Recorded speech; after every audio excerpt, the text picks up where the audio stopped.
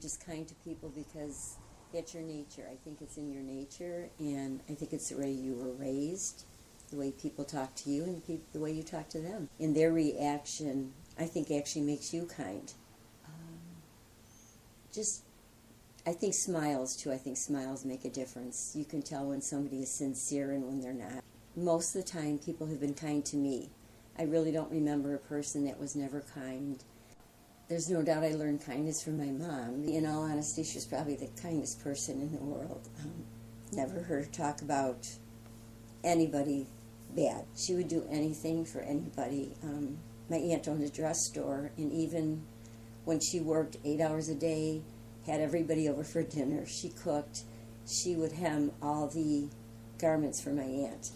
And she was just, like I said, she was the kindest person ever.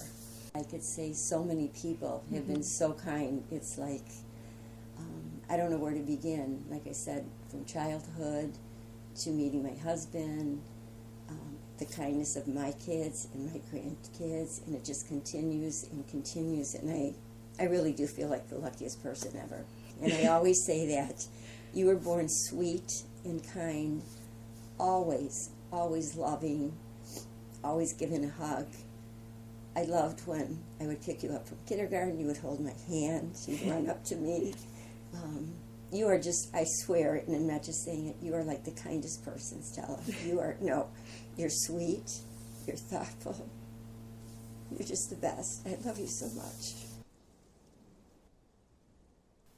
Hello, do I have to talk this loud? I guess so.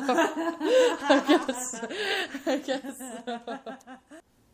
Well, I try to be empathetic towards others, so I feel that in practicing empathy that I sort of recognize someone's needs and I'm able to help people. I think I practice kindness probably by helping people through empathy. His name was Greg, and I met him.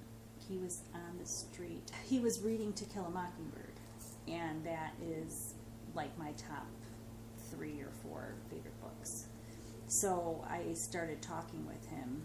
I would, at lunch, I would, once a week or so, I would go over there. And it turned into what he needed, like, what do you need? And then he would tell me, like, little things that he needed, and I would pick them up.